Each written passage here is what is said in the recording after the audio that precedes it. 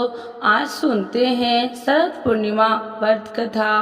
तो एक बार बोलिए प्रेम से विष्णु भगवान की जय, लक्ष्मी माता की जय। माँ लक्ष्मी और भगवान विष्णु की कृपा को प्राप्त करने के लिए एक साहूकार की दोनों बेटियां हर पूर्णिमा को व्रत किया करती थी।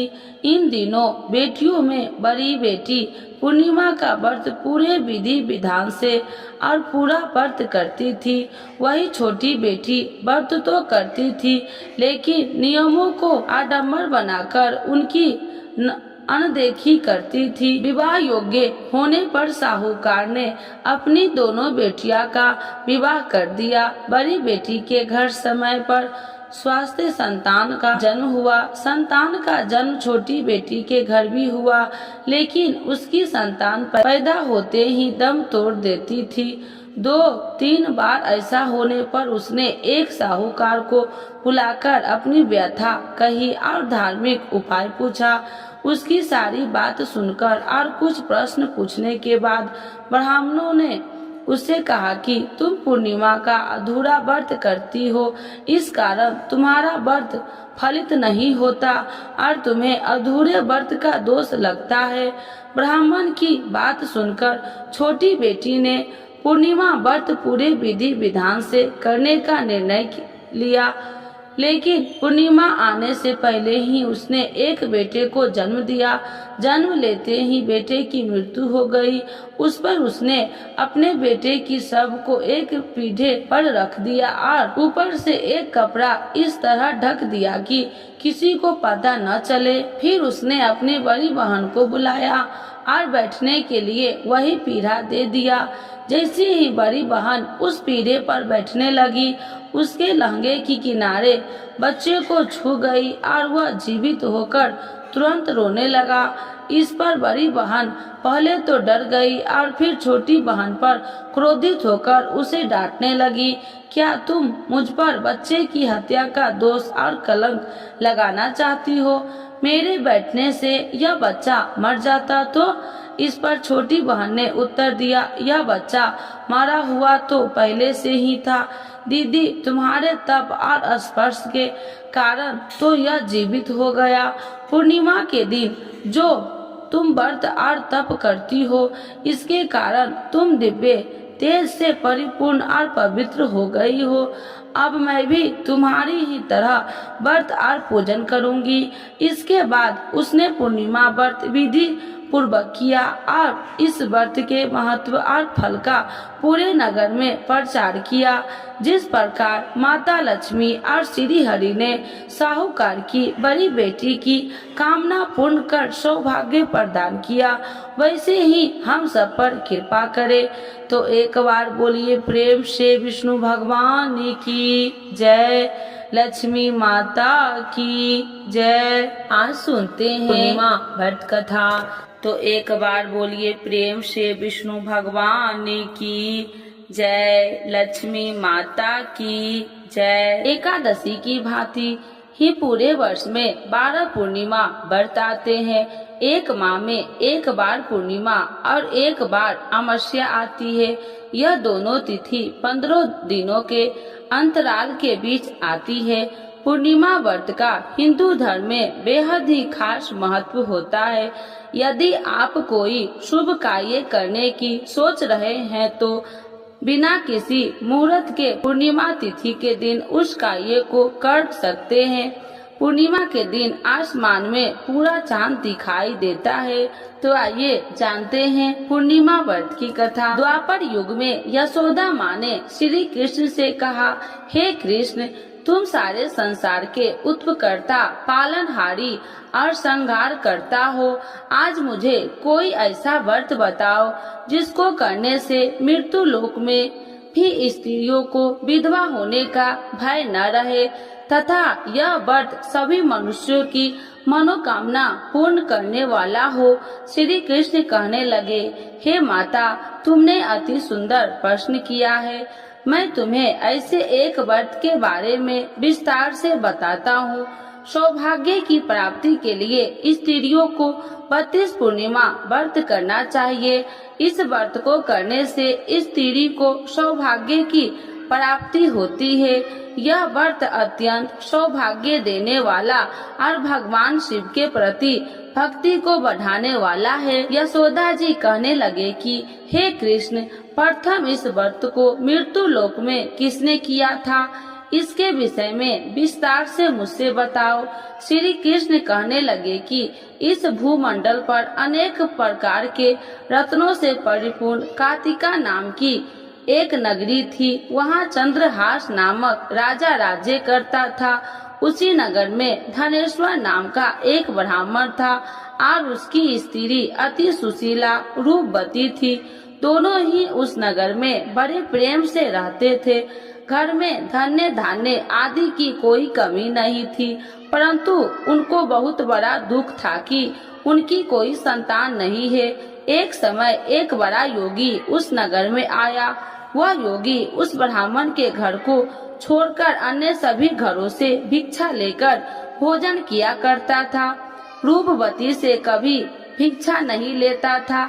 एक दिन वह योगी रूपवती से भिक्षा न लेकर किसी अन्य घरों से भिक्षा लेकर गंगा किनारे जाकर भिक्षण को प्रेम पूर्वक ग्रहण करने लगा कि धनेश्वर ने योगी का यह सब कार्य देख लिया।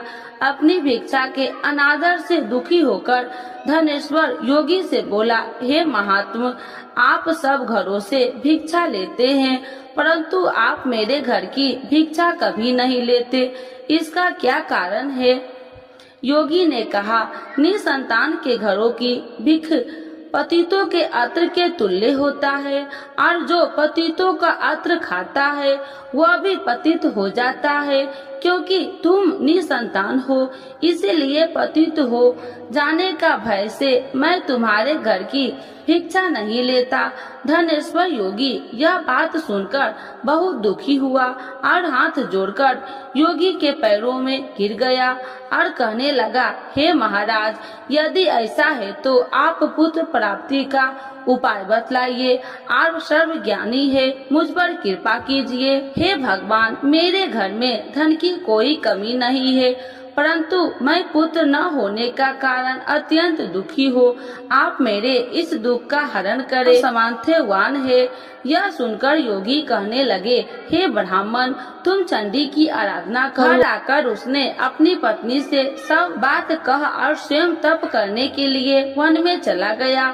वन में जाकर उसने चंडी की उपासना की और उपवास किए। चंडी ने 16वें दिन उसको स्वप्न में दर्शन दिया और कहा, हे धनेश्वर, जा तेरे घर पुत्र होगा, परंतु वह 16 वर्ष की आयु में ही मृत्यु को प्राप्त हो जाएगा। यदि तुम दोनों पति पत्नी 32 पूर्णमासियों का व्रत विधि पूर्वक करेगो तो यह दीर्घायु हो जाएगा। जितनी तुम्हारी सामर्थ्य हो आटे के दिए बनाकर शिव जी भगवान का पूजन करना, परंतु पूर्णमासी के व्रत 32 होने चाहिए। प्रातः काल होने पर इस स्थान के समीप तुम्हें आम का वृक्ष दिखाई देगा। उस पर चढ़कर तुम एक फल तोड़कर शीघ्र ही अपने घर चले जाना और अपनी पत्नी से सब बात कहना। ऋतु स्नान के पश्चात वह स्वच्छ होकर श्री शंकर भगवान का ध्यान करके उस फल को खा लेगी। शंकर भगवान की कृपा से उसको गर्भ हो जाएगा। जब वह ब्राह्मण प्रातः काल उठा तो उसने एक स्थान के पास ही आम का वृक्ष देखा, जिस पर एक अत्यंत सुंदर आम का फल लगा हुआ था। उस ब्राह्मण ने उस आम के वृक्ष पर चढ़कर फल को तोड़ने की प्रयत्न किया, परंतु वृक्ष पर कई बार प्रयत्न करने पर भी वह चढ़ नहीं पाया। तब उस ब्राह्मण को बहुत चिंता हुई। तब विघ्न विनाशक श्री गणेश भगवान की वंदना करने लगा। हे दया निधान, अपने भक्तों के विघ्नों का नाश करने के, उनके मंगल कार्यों को करने वाले, दुष्टों का नाश करने वाले, रिद्धि सिद्धि प्रदान करने वाले, आप मुझ पर कृपा करके इतना बल दे कि मैं अपने मनोरथ को पूरा कर सकूं। इस प्रकार श्री गणेश जी की प्रार्थना करने पर उनकी कृपा से धनेश्वर वृक्ष पर चढ़ गया और उसने सुंदर आम के फलों को तोड़ लिया। और धनेश्वर ने सोचा, जो वरदान से फल मिला है वह यही है और कोई फल तो दिखाई नहीं दे रहा। उस धनेश्वर ब्राह्मण ने जल्दी से घर जाकर अपनी पत्नी को वह फल दे दिया और उसकी पत्नी ने अपने पति के कहे अनुसार उस फल को खा लिया और वह गर्भवती हो गई। देवी जी की असीम कृपा से उससे एक अत्यंत सुंदर पुत्र पैदा हुआ, जिसका नाम उन्होंने देवी दास रखा। माता पिता के हर्ष और शोक के साथ वह बालक शुक्ल पक्ष की चंद्रमा के भांति वह बालक अपने पिता के घर में बड़ा होने लगा। भवानी की कृपा से वह बालक बहुत ही सुंदर, सुशील, विद्या पढ़ने में बहुत ही निपुण हो गया। दुर्गा जी की आज्ञा अनुसार उसकी माता 32 पूर्णमासी का व्रत रखना आरंभ कर दिया, जिससे उसका पुत्र बड़ी आयु वाला हो जाए। 16 वर्ष लगते ही देवी दास के माता पिता को बड़ी चिंता हो गई कि कहीं उनके पुत्र की इस वर्ष मृत्यु न हो जाए। इसीलिए उन्होंने अपने मन में विचार किया कि यदि यह दुर्घटना उनके सामने हो गई तो वह कैसे सहन करेंगे।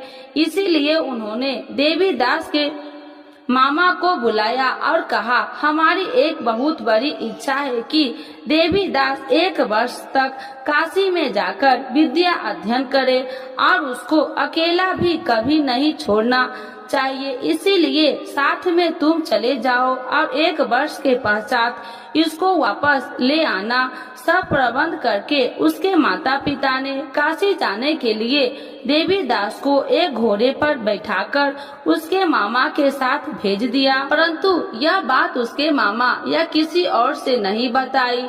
धनेश्वर तथा उसकी पत्नी ने अपने पुत्र की मंगल कामना दीर्घायु के लिए भगवती दुर्गा की आराधना और पूर्णमासियों का व्रत करना आरंभ कर दिया। इस प्रकार बराबर 32 पूर्णमासी के व्रत को उन्होंने पूरा किया। कुछ समय पश्चात एक दिन वह मामा और भांजा मार्ग में रात में बिताने के लिए किसी गांव में ठहरे हुए थे। उस दिन उस गांव में ब्राह्मण की अत्यंत सुंदर, सुशीला और गुणवती कन्या का विवाह होने वाला था। जिस धर्मशाला के अंदर वर और उसकी बारात ठहरी थी, उसी धर्मशाला में देवी दास और उसके मामा भी ठहरे हुए थे। संयोगवश कन्या को तेल आदि चढ़ाकर मंडप आदि का कार्य किया गया। तो लगन के समय वर को धनुवात हो गया। इसीलिए वर के पिता ने अपने कुटुंबियों से विमर्श करके निश्चय किया कि यह देवी दास मेरे पुत्र जैसा ही सुंदर है, मैं इसके साथ ही लगन करवा दूं और बाद में विवाह के अन्य कार्य मेरे लड़के के साथ ही हो जाएगा। ऐसा सोचकर देवी दास के मामा से जाकर बोला कि तुम थोड़ी देर के लिए अपना भांजा हमें दे दो, जिससे विवाह के लगन का सब कार्य सुचारू रूप से हो सके।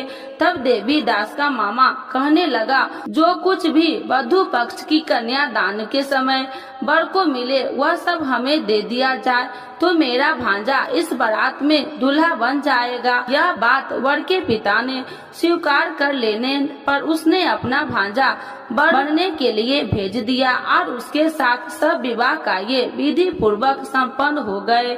पत्नी के साथ वह भोजन करने लगा तो अपने मन में सोचने लगा कि न जाने यह किसकी स्त्री होगी। वह एकांत में यही सोच सोचकर अपने कर्म श्वास छोड़ने लगा और उसकी आंखों से आंसू भी आ गए।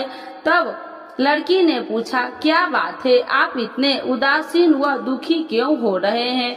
तब उसने सब बात जेवर के पिता और उसके मामा के हुई थी लड़की को बता दी। तब कन्या कहने लगा कि यह ब्राह्मण विवाह के विपरीत कैसे हो सकता है। देव ब्राह्मण और अग्नि के सामने मैंने आपको ही अपना पति माना है, इसीलिए आप ही मेरे पति हैं। मैं आपकी ही पत्नी रहूंगी, अन्य किसी की कदापि नहीं। देवी दास ने कहा, ऐसा मत करिए, क्योंकि मेरी आयु बहुत कम है। मेरे पश्चात आपकी क्या गति होगी, इन बातों को अच्छी तरह विचार कर लो। परंतु वह दृढ़ विचार वाली कन्या थी। वह बोली, जो आपकी गति होगी वह मेरी गति होगी। स्वामी, आप उठिए और भोजन कीजिए, आप निश्चय ही भूखे होंगे।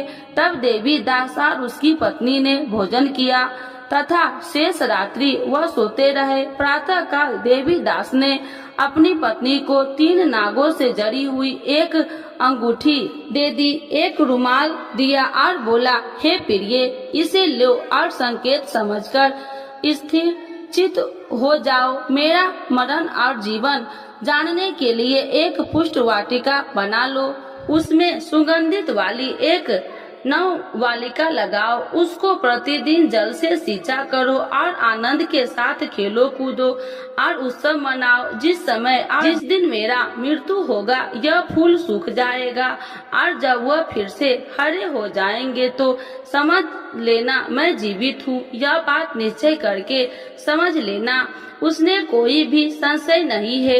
इतना कहकर देवी दास वहाँ से चला गया।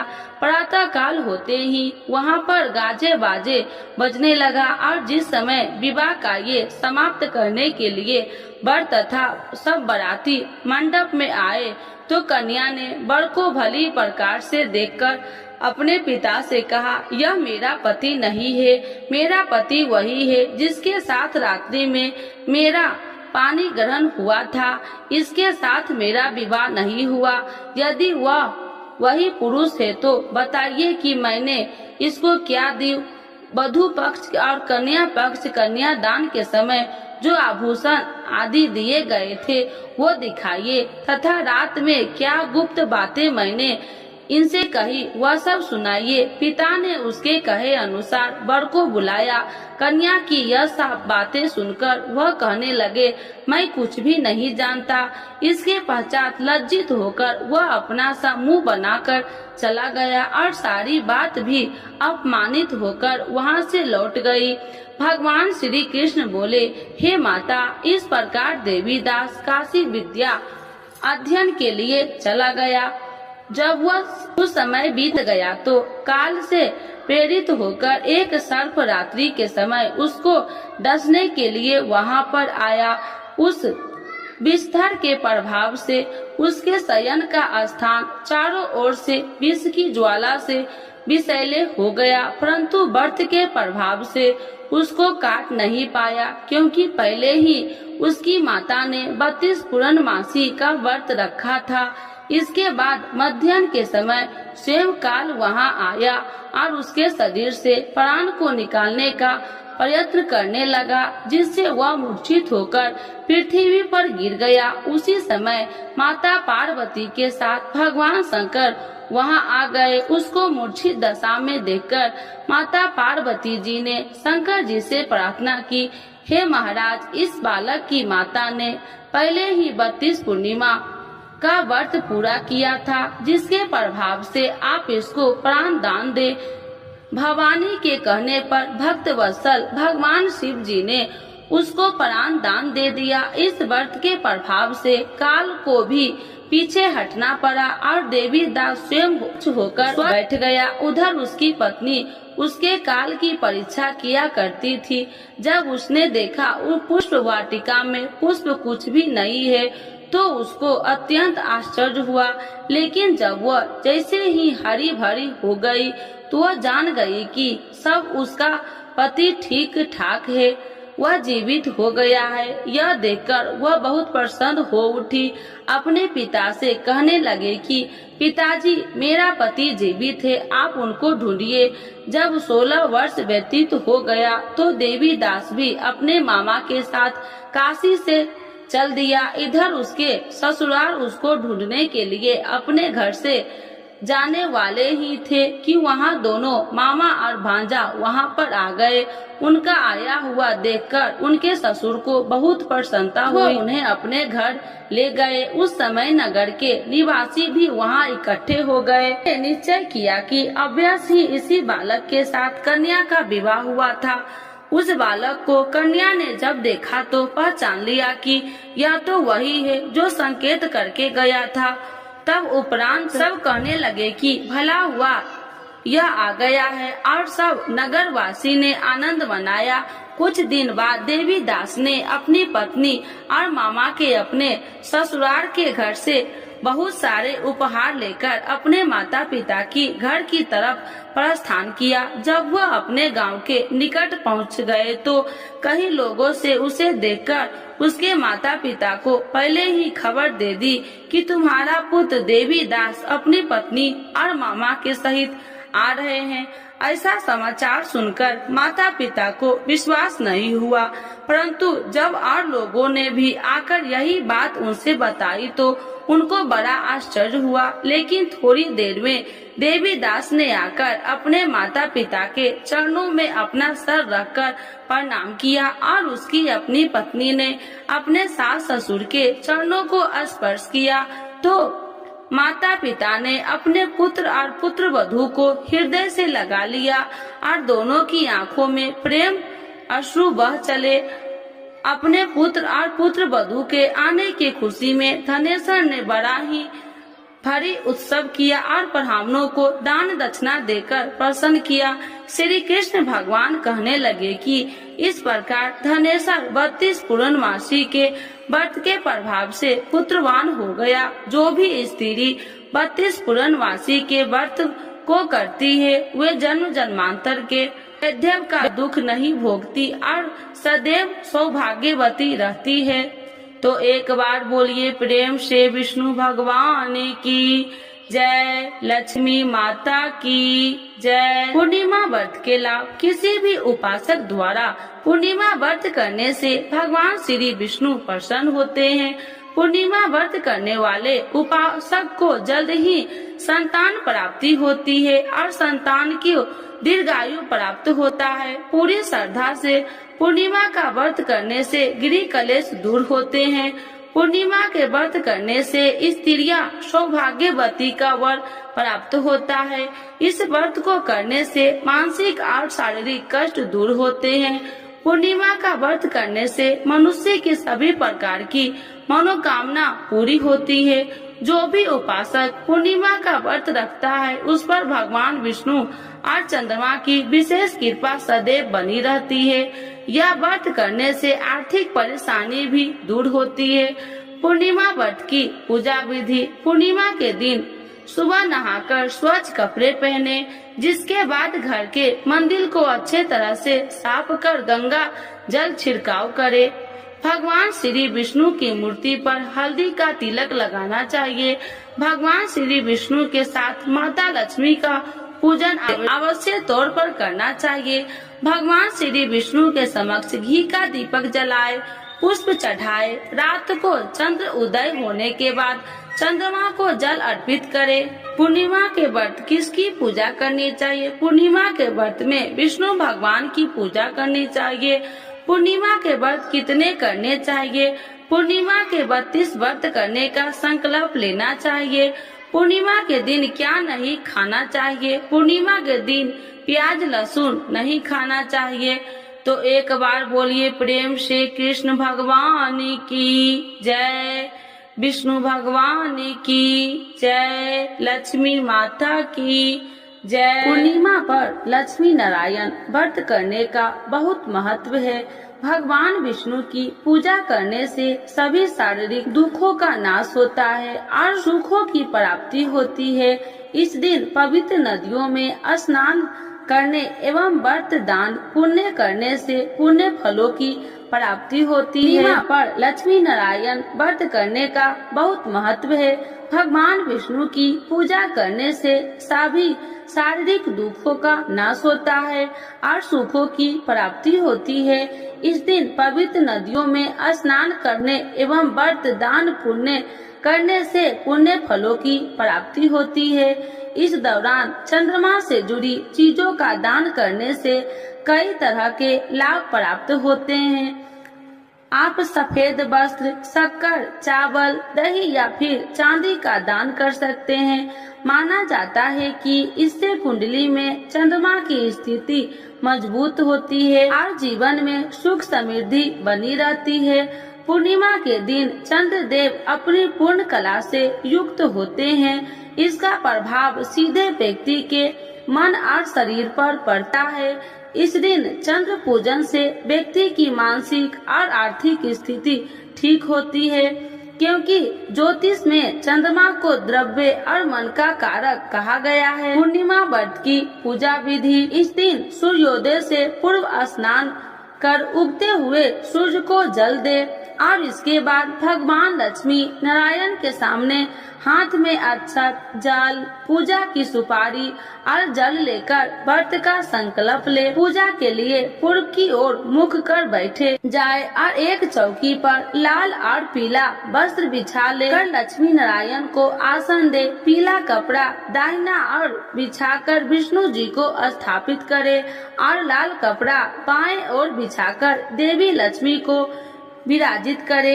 इसके बाद लाल, सफेद और पीले पुष्प अर्पित करते हुए विधि विधान से पूजन करे। संभव हो तो देवी लक्ष्मी को कमल का पुष्प अर्पित करे। इसके बाद मखाने की खीर, आटे की पंजरी या शुद्ध घी से बने मिष्ठान का भोग लगाए। आरती के बाद लक्ष्मी नारायण व्रत की कथा श्रवण या वाचन करे। पूर्णिमा तिथि पर व्रत रखकर विधिवत विष्णु जी का पूजन करने और चंद्रमा को अर्घ्य देने से आपके घर में सुख समृद्धि बनी रहेगी। यह तिथि माता लक्ष्मी को भी अत्यंत प्रिय है, इसीलिए इस दिन श्री हरि के साथ माता लक्ष्मी पूजन करने से दरिद्रता का नाश होता है। धार्मिक मान्यता है कि व्रत के प्रभाव से मनुष्य की समस्त मनोकामनाओं की पूर्ति होती है। इस व्रत को करने से धन संपत्ति, सुख, वैभव और वृद्धि होती है। इस व्रत को गृहस्थ ही नहीं अविवाहितों को भी करना चाहिए। इससे उन्हें संयोग जीवन साथी की प्राप्ति होती है। तो एक बार बोलिए प्रेम से लक्ष्मी नारायण भगवान की जय।